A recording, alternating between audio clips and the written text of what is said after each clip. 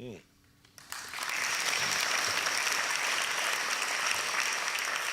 you. Look at that. Now, for those of you who know her husband, that's a friendly hug, okay? So. He's not here right now. I know. I said those that know him. Hey, my name's John Shinholser. I'm a person in long-term recovery from substance use disorders. For me, that means I've been clean and sober. This Friday will be 36 years. And, yep. And that's if I make it. I mean, I feel like I got a good shot at it. But being clean and sober that long has really allowed me the opportunity to be a useful, productive member of our communities, be a good father, a good son, a good husband. You know, I think of, you know, the kind of person you truly want to be, given the fact that I was arrested 12 times by the time I was 23 years old, 4 times in foreign countries. I don't want you to think I was a kingpin or anything. I was a drunkard Marine on Liberty Call. But point is, I got captured, introduced to recovery, and here I am this many years later sharing my experience with you.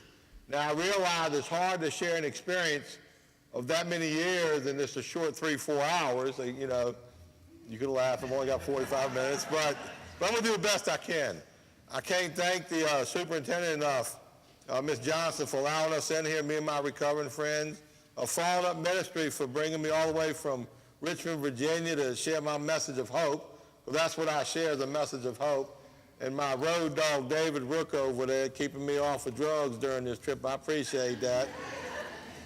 But you know, a lot of y'all sitting out there, you're in a situation, and you need to understand that there's a whole lot of people pulling for your success, okay?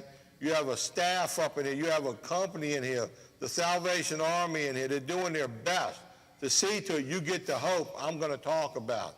These correction officers, they committed to you'll stay here, but while you're here, they want to see to it your experience here gets humanized to the point where you might want to chase your recovery when you leave here instead of chase your disease or chase your drugs. And you think about that, because I'll talk about that.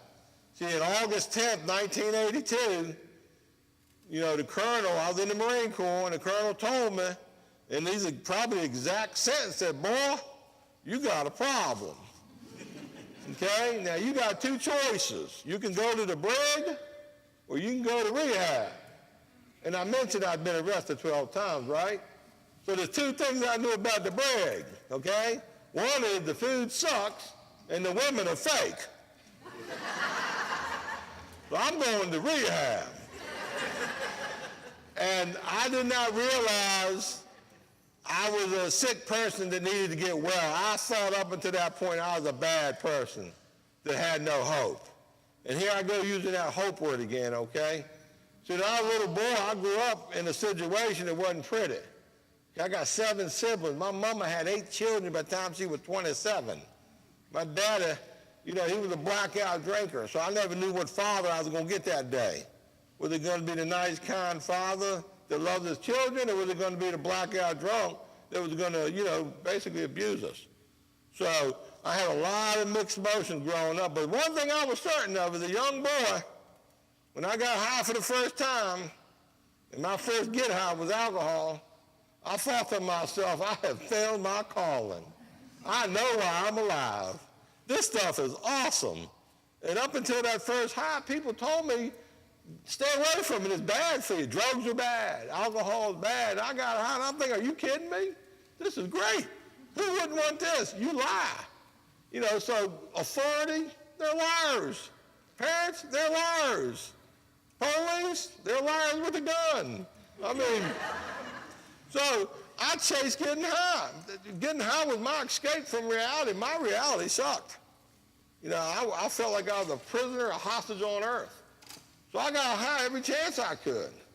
And by the time I'm a teenager, by the time I'm in, you know, 13, 14 years old, I'm getting high every day. So if you got children out here, how many of y'all got children?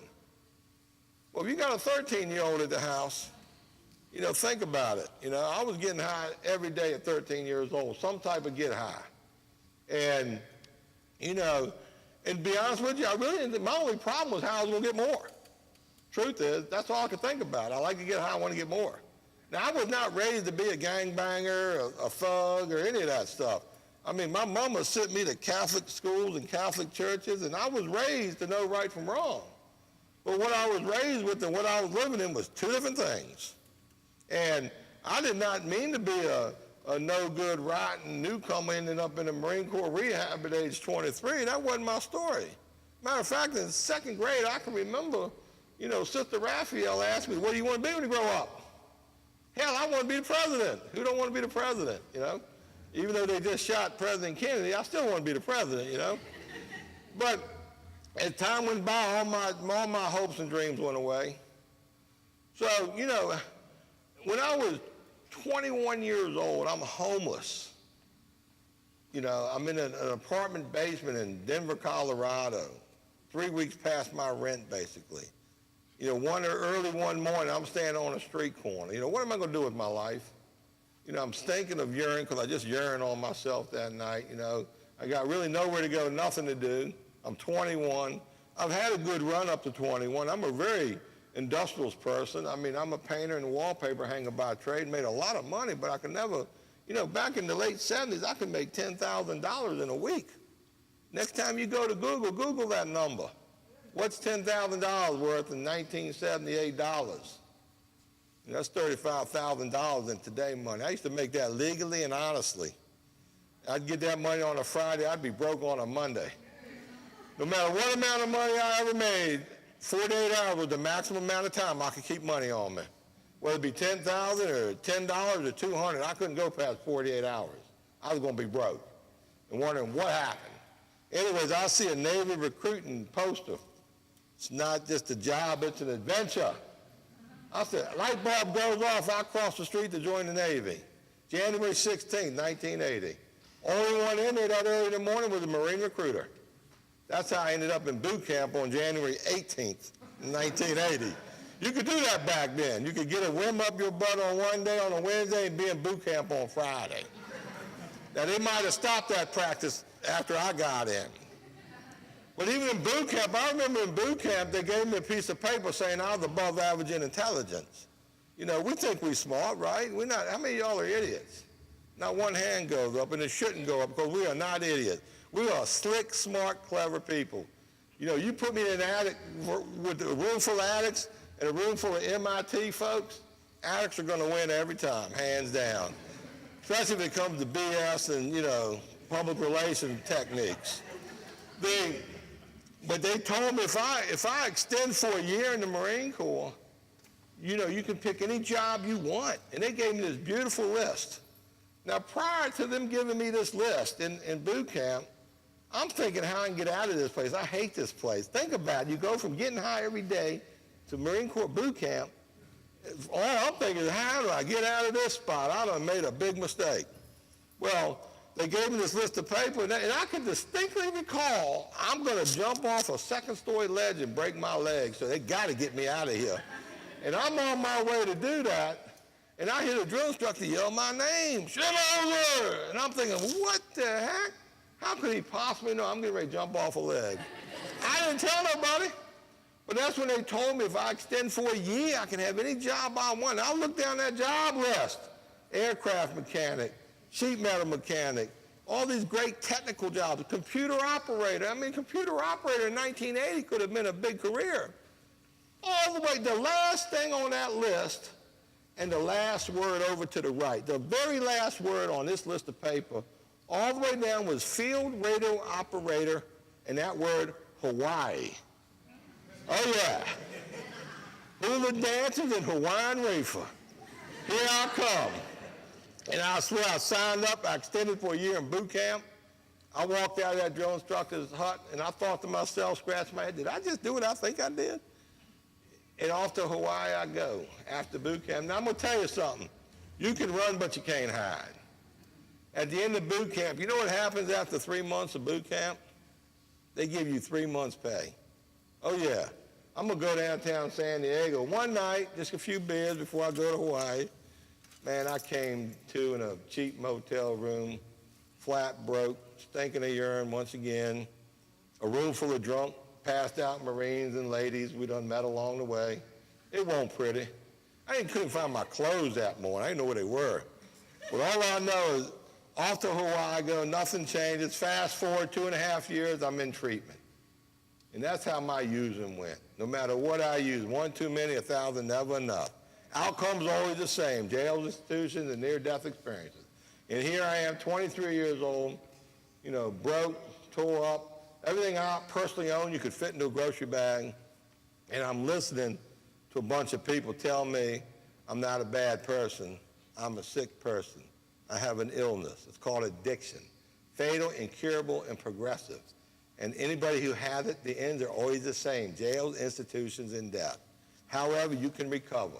And this is how you recover. And the information I was getting was coming from recovering people. All my therapists in treatment in 1982 were in recovery themselves. In 1982, I'm going to probably irritate a few of you guys and girls out here, but if you were on probation and parole and you went to your PO in 1982 and said, I got a drug problem, I need help, they'd get you in rehab that day with no questions asked, no extra felonies. Our system of care was good in 1982. If you were on the streets and didn't have no money, no insurance, and wanted to go to rehab, you could probably get inside the door of a treatment center within an hour, a day at the most. The stigma wasn't that high. The services were decent. People were helping people in 1982. We hadn't fully criminalized addiction yet by then, and bureaucratized the system. We were still in a hopeful mode back then. But in treatment, a funny thing happened. I was introduced to a 12-step program. Y'all ever heard of a 12-step program? How many of y'all don't know what a 12-step program is? So I don't have to go into details. In rehab, I went to a 42-day treatment center in the barracks, and the Marine Corps barracks is half the size of this gymnasium, 12-foot high ceilings, but it's still a concrete floor. It's still cinder block walls, and I had metal racks and wall lockers. So that was my treatment. Okay, so I wasn't the Betty Ford Center, all right? I want to get that straight. But the counselors were really good. They were retired military. They told us about addiction. We broke it down. They made us dive into step work. They made me get a sponsor. I got a sponsor. They made me go to meetings and groups. Y'all been to meetings before? So here I am in this Marine Corps Treatment Center.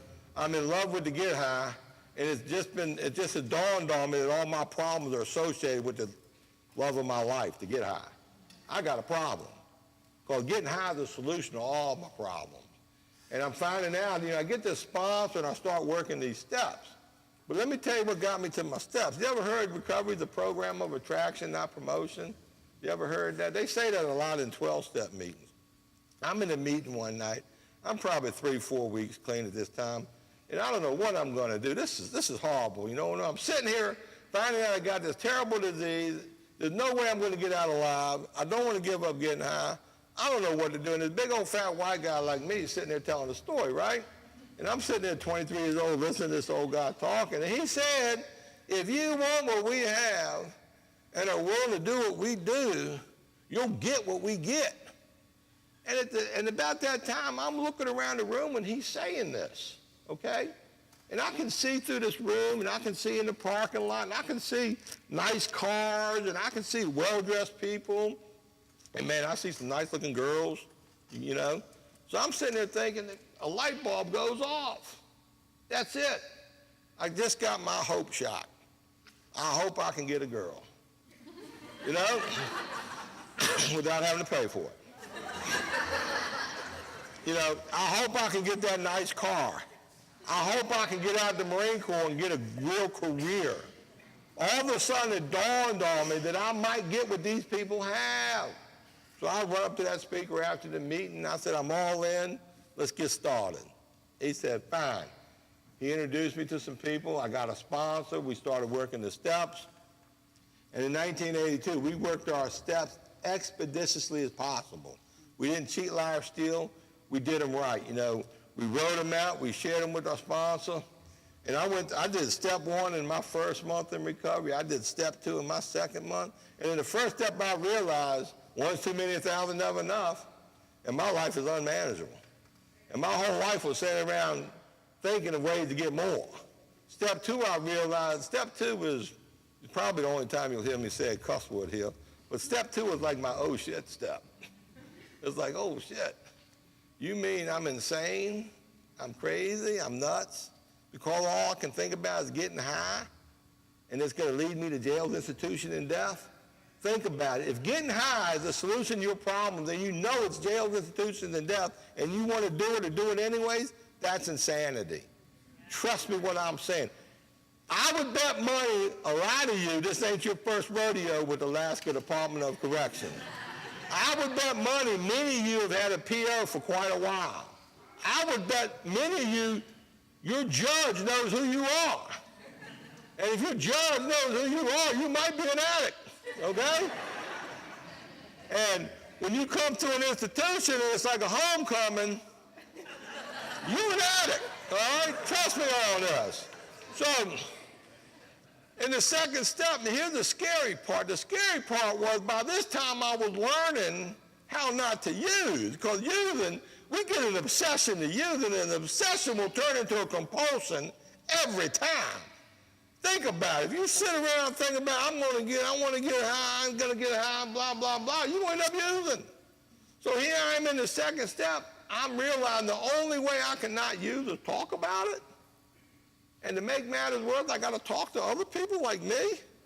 Are you nuts? Half of them are drug dealers want to sell me something. If they know I want to use, they won't hook me up. So I had to find the half that was going to take it serious. You got people in this room right here. You got what I call the good herd, the people that want recovery, and they're all about doing the right thing. You got the bad herd, the ones that are just here to get the donuts and the color TV and the extra visiting hours. They don't care about recovery. And you got the no herd, the one that just wants to mind their own business and just do their time and get out of here. Well, the no herd is the bad herd for us. You better get in the good herd. Get in the good herd. Surround yourself with people who don't want nothing out of you other than you to recover and be part of each other's support system and help each other recover. That's what the second step is about. You got an obsession, you share with the good herd, and you find that good herd and you share that second step, that obsession with, you will not use. That obsession you use goes away. And that's called, come to believe that a power greater than ourselves could restore us to sanity. The third step was a bit difficult. Being Catholic, I hated God. God was the creator of all my problems. God sucks and can kiss my butt, That's where I was when I did my third step. I hated it. I mean, this is a Catholic thing, I'm sure.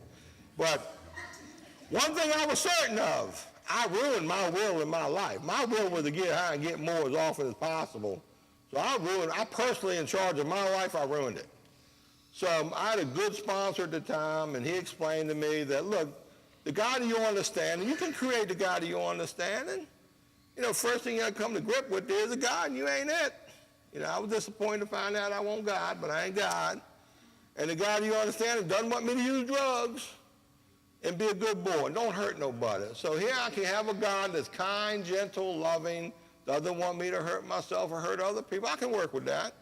I can turn my past, ripping and running and ripping, jail, institutions, and death, my will over to a God that doesn't want me to do that no more. And that allowed me to move forward in my step work. I wrote my inventory out. I shared it with my sponsor in my fifth step. I was 5 months clean. I shared my fifth step with my sponsor, and I'm telling you what, the weight of the world was lifted off my shoulders. That knot in my stomach released for the first time in many years, and I knew I was free from active addiction. I knew it at that moment, 5 months clean. I knew I never had to use again. I didn't know whether or not I would use again, but I knew I never had to use again. I had a freedom in that fifth step. I'm sharing with you people, you can get right with these steps. You can get this thing, okay? And the step work ain't a life sentence either. I tell people all the time, I don't want to work the steps. I don't want to go there the rest of my life. Well, don't do it. Just go for 5 years, okay? Just go long enough to have a spiritual awakening, get a job, pay your own bills, get money in the bank, get a car that's paid for, get your own teeth back, get your mom and your daddy a birthday and a Christmas present for 2 cycles, you know what I mean? Don't date a boy or girl that buys your cigarettes, Do this for like 5 years, and then all of a sudden you got what we call self-respect, self-esteem. You got something you earned for, you work for, you feel good about it. And at that point in time, if you want to just risk it all, on a bong hit, a beer, or a glass of wine, or whatever your drug of choice is, you can do that, you'll be qualified. But if you pick up before you have a spiritual awakening, you're choking. You know, how many times have you heard somebody say, I went to AA and it didn't work? Really? Reminds me of the boy that goes to the circus for the first time. Little boy goes to the circus, he goes down by the train tracks. The train unloads all these circus animals, and he's watching the animals come off, the elephants, the giraffe, the lions, the tigers, the dancing girls, the tall people. The little short guy with the hat even took his money. You know what I mean? Welcome to the circus, boy, give me your money. And he goes home all excited. He tells his mom and dad, I went to the circus, it was great. And his dad asked the boy, well, how was the show? And the boy says, the show? And Daddy said, yeah, you did go inside the Coliseum and watch the three-ring circus, did you not? No, I didn't go inside. Hell, boy, you still ain't been to the circus. Don't come to a 12-step program and not work the 12 steps and say you've been to a 12-step program. It don't work. But you still ain't been to a 12-step program until you worked those 12 steps and had that spiritual awakening.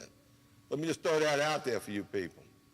Now, you know, I got out of the Marine Corps. I came back to Richmond. I was a postcard Marine by the time I got out. I went right back into the painting business. I left before I went in the Marine Corps.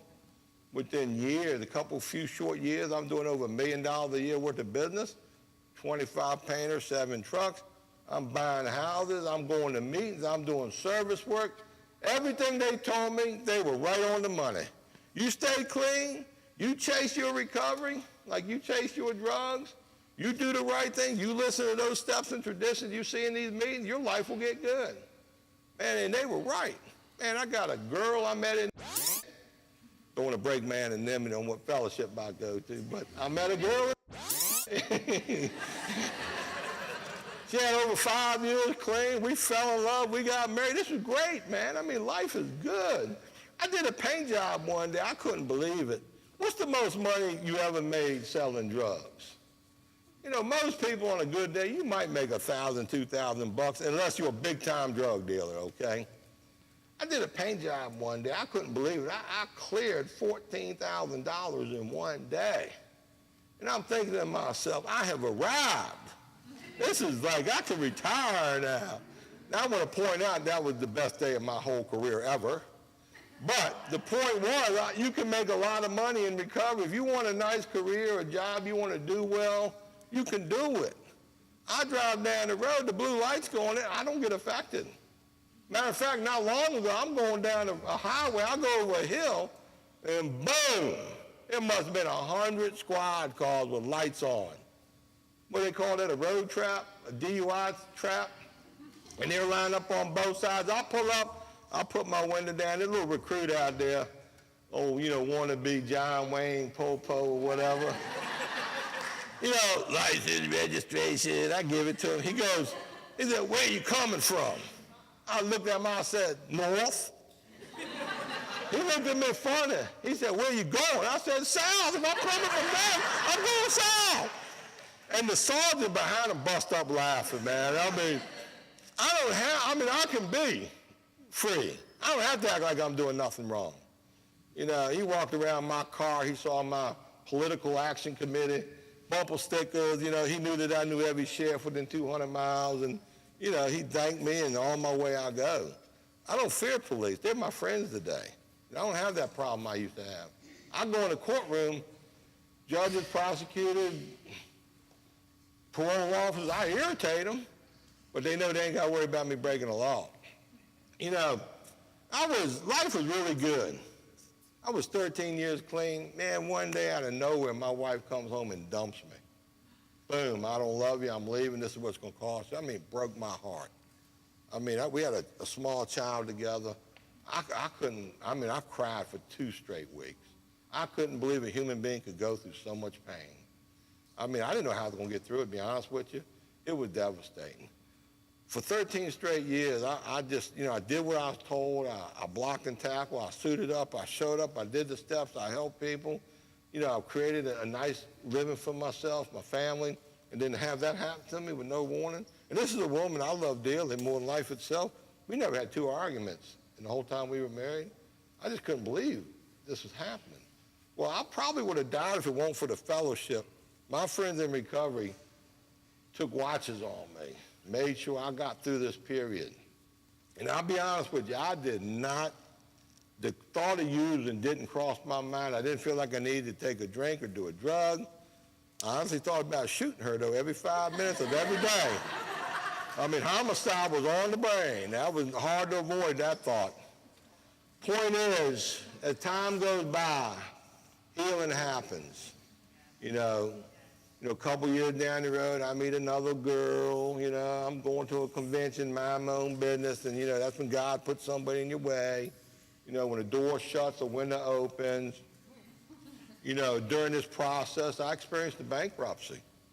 I went from a guy that was, knocking down real money. I got real assets, and I go through a bankruptcy, and, so I know what it's like to go up and down. Love and loss, finances and bankruptcies, and I know what it's like to hang in there no matter what. And I meet another woman. This woman was, it's a long story. I ain't got time to go into it. But I think God really sent me a real gem on this one. I think two people needed each other. We found each other. The short version is I fell in love with this girl. I met her a year before briefly at a convention. I met her a year later, and I knew she had plenty of clean time. So I quickly fell in love with her within a 24-hour period. It's like, I got to have this one. And I didn't know it was going to happen like that. But by the end of the convention, I found out she was relapsing. So I fall in love with the thinking, cheating, lying, relapsing old wench here. You know what I mean? Like, what the hell? But I was stuck by then. So we dated, we really fell in love, and she went to rehab, and she finally got clean again. And the good news is we've been married 20 years now, and 19, she's been clean 20 years, so it's worked out pretty good so far. But it was touch and go there in the beginning. She's a healthcare lobbyist in Washington, and she's in the addiction field, and she helped shape a lot of our federal policies and federal laws. One of her customers at the time was Betty Ford and Jerry Ford, former president, first lady. We used to fly out there for their board meetings. And I remember the first time I met President Ford, my wife was all worried, John, I don't know, man. You just don't make something up and be something, But, I can be, I don't know what you call it. What got a name for me sometimes? I'm who I am, you know what I mean? But I'm a gentleman for the most part. I mean, when we rolled up into Betty Ford in the Secret Service, you got to check IDs, right? And they said, who you with? I said, I'm with the National Enquirer. We're here to take photographs of your clients. And, he knew I was joking, so in we go. But when I met President Ford for the first time, it was in a group of like 20 people, probably 15 people. We met, we talked for a little bit, had a good time, all went well. And I met him a year later at that same board meeting. And when I came in the room, he stopped what he was doing, came up to me and said, John, so good to see you again that you came back this year. I really enjoyed your company last year. So that's a testament to recovery. That's a testament to being true to yourself. And I got to meet a lot of people in D.C. and around the world as a result of my wife's business and line of work. I got to combine that with my street cred in recovery on my line of work. And, together, about 14 years ago, we noticed a system that was devouring addicts and alcoholics, a system that wasn't doing it right. I was tired of going to my home group and having 4, 5, 6, 7 newcomers there trying to get clean and stay clean, and they got nowhere to go. And I don't see them the next night at the meeting because they got either relapsed or they got scooped up by the criminal justice system. And I want to add a little component to this talk. When I got clean in 1982, my original sponsor, he told me, he said, boy, you got that boy again. Anytime I hear boy, I better pay attention. He said, the only way you're going to stay clean and sober is you got to get involved with jail work. You got to make it a point to take meetings in the jail. So a lot of y'all been coming in and out of jail for a while, I'm assuming, and I bet they got AA or NA meetings here. Okay, I started taking 12-step meetings. My first 12-step meeting in a correctional facility was Pearl Harbor Brig in 1982. And I made it a point to go to take meetings in the jails and prisons my entire recovering career. I'm a service work kind of guy. Now, I've taken it a whole new level, starting the foundation in 2004.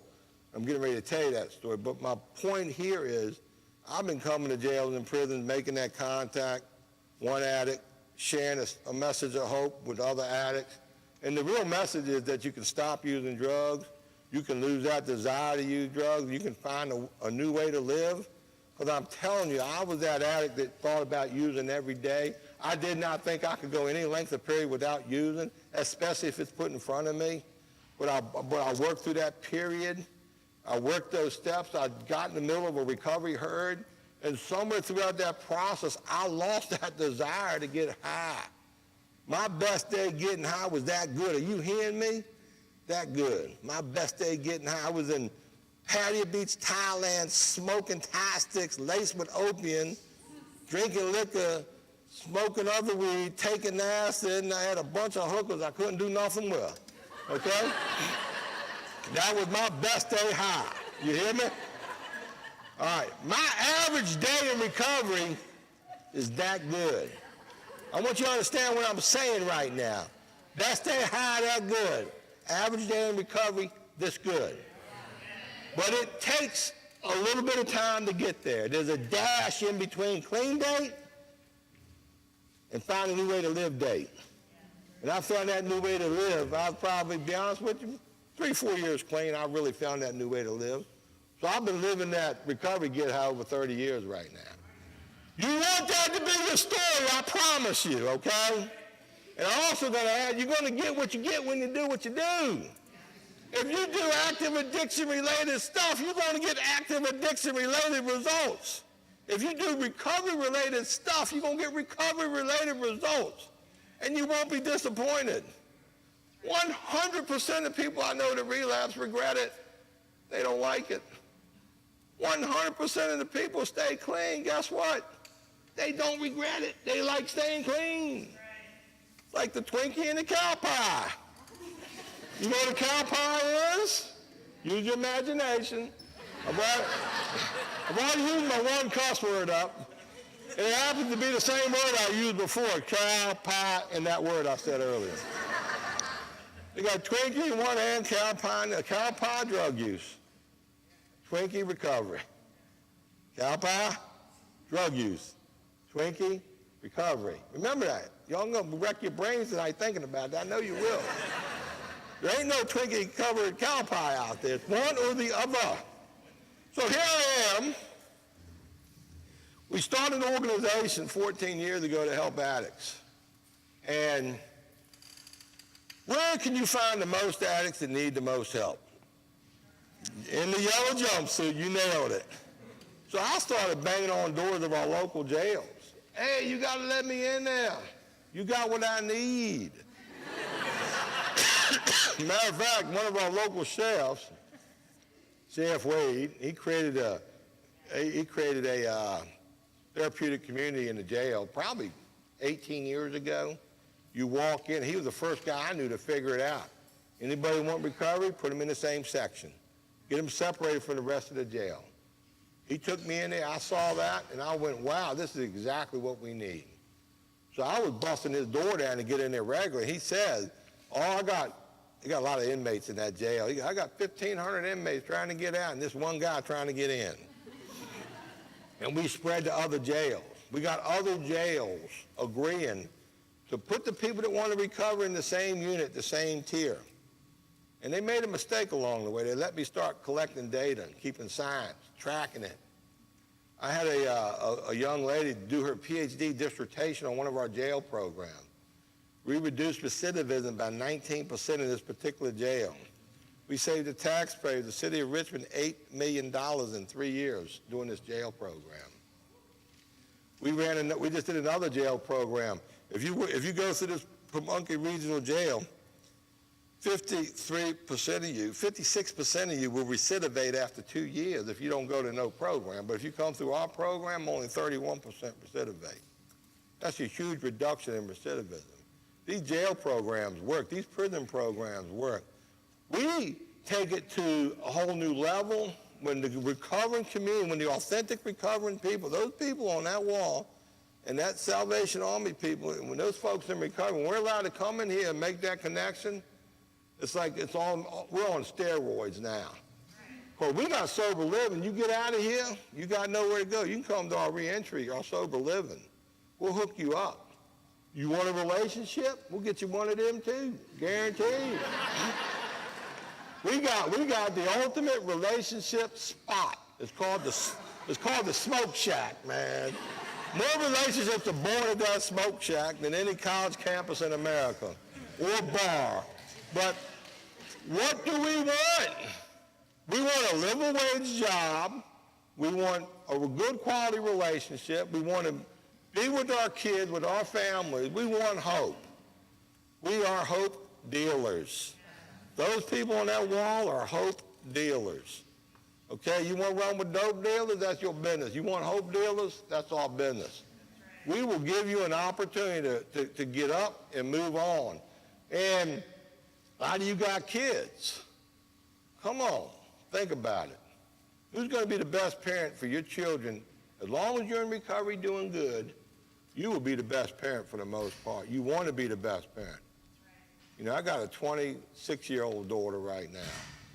I'm so glad I was there for my child all these years. And I'm so glad I get to save money for a wedding. You know, I'm excited about that. No chuckle there. It's an expensive thing, man. That's a lot of money, man.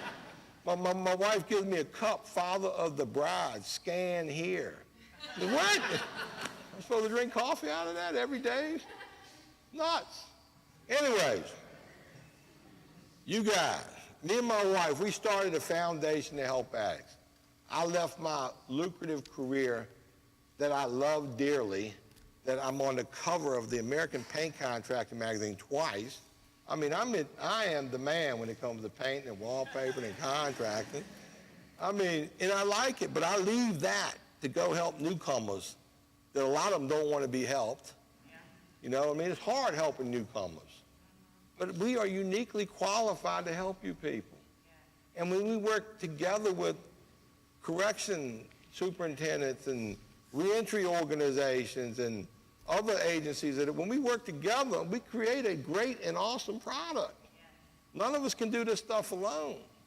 Sheriff Woody used to remind me of that word team, T-E-A-M. Together, everybody achieves more. When we work together, we can do some things. But this foundation we started in a 56 square foot office has grown to a 15,000 square foot recovery center, free and open to the public 7 days a week. I get over 70,000 consumer visits a year coming to our recovery center.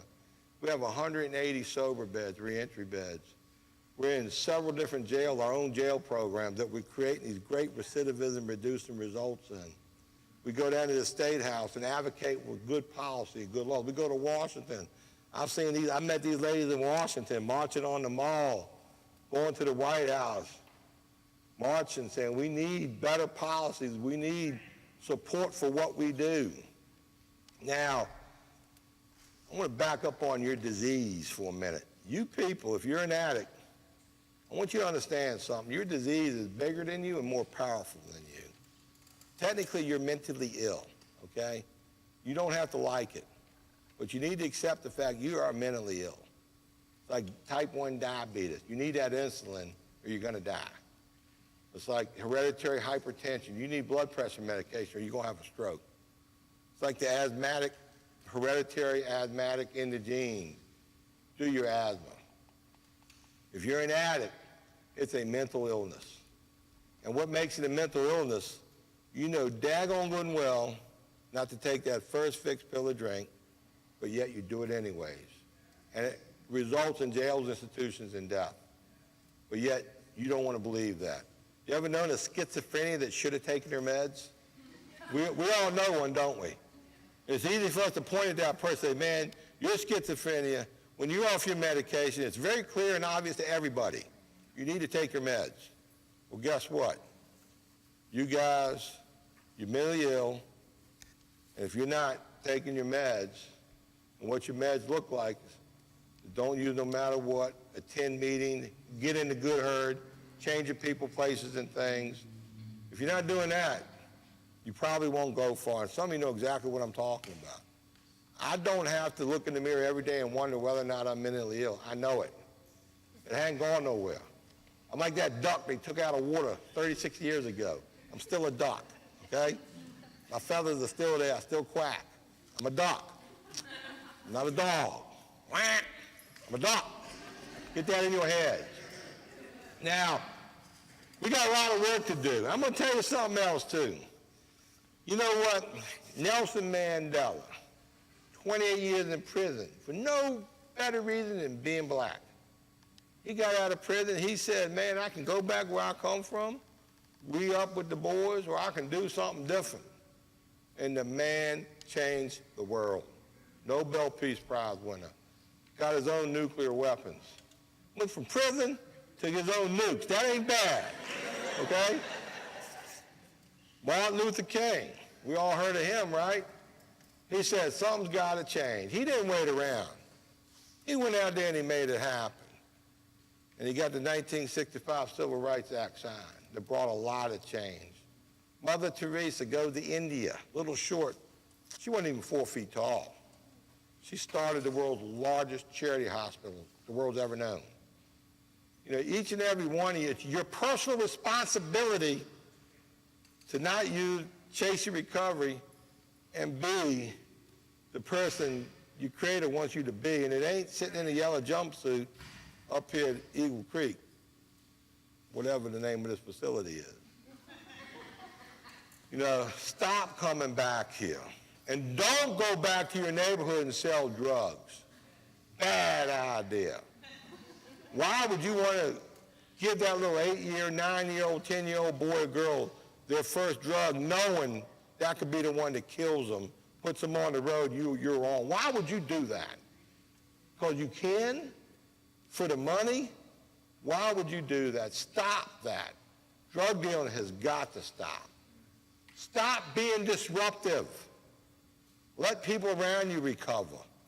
Take this program serious. Take your staff serious. Take the COs serious. You be the difference you want to see. Them ladies, Kara and Terria, and you got Phil and Mark and Dave, they the difference. They are a demonstration of the difference that you need to be. So be the difference. Don't bitch, complain. You be the difference you want. That's your job. You can do it. We do it all the time. Not a one of you can't make it if you don't try. You know, the journey of 1,000 miles begins with that first step. You got to take the first step, and you put one foot in front of the next, and it will happen. I guarantee it. Now, I'd like to end with this. I give lectures about how many Americans are in recovery. 23 million Americans are in recovery. 23 million Americans need to be in recovery. Okay, that's a lot. You know, on the East Coast, we get a lot of hurricanes. Hurricanes wash up millions of starfish on the beach. Those starfish die within 30 minutes when the sun comes out. 2 little boys on the beach throwing back these starfish. One of them's throwing them back, one's watching. One asked him, what are you doing? He said, I'm throwing back starfish. I'm trying to save a few. He said, there's millions of them. You'll never get them all. They're all going to die. What difference does it make? He said, well, it makes a difference to this one. And he throws it back. If all of us recovering people ran up down to the beach where all those other people need recovery, we go one-on-one, we can make a huge difference. And that's what we're doing. Today we got 1, 2, 3, 4, 5, 6. You got 7 recovering people coming in here. We can make a difference in 7 people's lives. Y'all get out, it should be 8, 9, 10. Next thing you know, we got a system going. We want more sober houses than we do jails and prisons, okay? You know, we want more recovery peer navigators, unfortunately, than we got correction officers, okay? You know, we want to put these guys out of business, all right? We don't want to mess with your pension, okay? Pension's safe, okay? But we want a health care system of care instead of a correctional system of care. And the truth is, we need half of these jails and prisons in America. I did the math. We really need them. Some of you boys and girls suck. You need to be locked up, you know? But not all of you. A lot of you can be corrected through recovery systems of care. I know you can be. And don't don't get out of here and let this go for nothing. Don't let it go to waste, okay? You write your newspapers. I got clean at this institution. The superintendent was awesome. The program was great. You saved my life. You write the newspaper that editorial. You do it. Because the legislator read that and go, wow, we need more of that. When you get out, you send these people Christmas cards. Invite them to your sober parties. I have a recovery party every year in my house. Me and my wife, we open our doors at Christmas time. We get over 400 people come to our house. We got a big yard, big house. We do it right, bonfire, oyster bar, barbecue. It's really kick-ass. You will like this party. I have had more than one person from Alaska come to that party. I had a guy show up that when I spoke at, I don't know if it was Goose Creek or Lemon Creek, but about 3 years ago, I spoke in a prison, and this guy shows up at my Christmas party, okay? So I'm easy to find. It ain't hard to get there. You can get there. Now, I obviously can talk. I'm a fast talker. I can say a lot. I never run out of content. I think I'm almost at the end of the internet, but I ain't sure. But I want to save time for some question and answers should y'all have any questions, and I could possibly answer somebody answers. So thank you very much for listening to me right now. And you got any questions? You can applaud.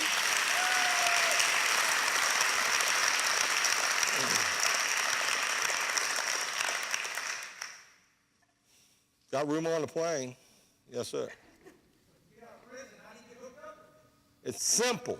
I guarantee you, your caseworkers, I know Mrs. Johnson knows how. I'll leave a card with the leader in the back. He has my, did I give you a card? I gave him a card. He's got my contact. I got their contact, but I would bet money that they would hook you up with followed up ministry. Mark over there, that guy loves to help people coming out of jail and prison. So there they are. You got Phil and Mark, but those guys will know who these people are. And I bet money you can find most anybody at an NA or an AA meeting too, if you or Celebrate Recovery, or there's tons of people out there to hook up with. Great question. It's easy to do. A hungry mouth will get fed, and you just got hooked up whether you know it or not. But follow through with it. Good question. Y'all get the same barber? Some of y'all look alike now. Oh, like you ain't got the same pesos over here too. Any other questions? Yes, ma'am. I think the hardest part of my recovery was probably the early years, the early days. It was difficult staying clean. See, I was deployed 3 times. Once in recovery, and deployment means I got on the Navy amphibious assault ship with hundreds of Marines and sailors. I'm in a troop compartment of 80 Marines smoking weed.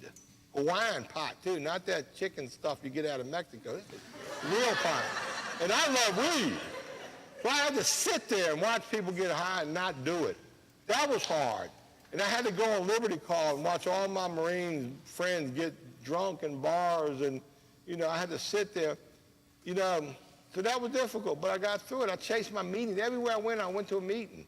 I started a meeting on ship. I heard the part. I wanted a girl. And I knew if I stayed clean, I'd get one. So I was motivated. I had purpose.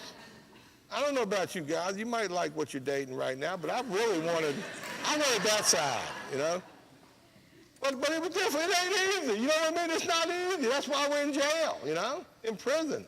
If it was easy, think about it. Your AA meetings are in church basements. We should be in coliseums. But you can do it. I promise you can do it.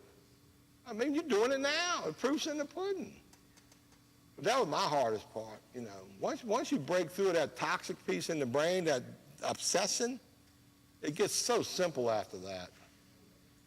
Good question, though. They always ask that one, and how do I make money? They always ask the money question.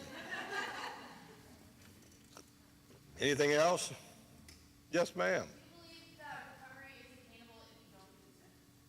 I believe this. There's many pathways to recovery, clearly. Out of 23 million Americans in recovery, less than 2 million are in a 12-step program. 21 million are getting recovery somewhere else. I'm just giving you a surefire way that works for me. And I recommend you do it at least till you have a spiritual awakening, if you can't find a better way. Followed up ministry is over there. You got to celebrate recovery. The three biggest pathways to recovery is NA, AA, and a Christian faith-based pathway. Those are the three biggest pathways in America. Can you do MAT? Probably. Can you do this or that? Probably. You know, some do, but that's a great question. But yeah, you can do it other than the steps, but I wouldn't discount them steps. To be honest with you, right now, it's probably my shortcoming step today with almost 36 years clean. You think I want to look these people in the eye and tell them I suck, they're right? No, I don't want to do that. I mean, if I make a mistake and I got to go back and make an amends, oh. I mean, I think being an old-timer, trying to stay humble, see, I can't give a talk on humility. I just did. Boom, it's second talk. You know, I can do arrogance and ego for hours. You know, but to stay humble is difficult. But, I mean, I think I do it by not using. I'll share this with you. A couple years ago, I was nominated in Richmond Person of the Year, okay? That's a big deal, man. And people who nominated were with me was Vice President candidate Tim Kaine was nominated Person of the Year alongside of me. Some guy that was a gold medal winner.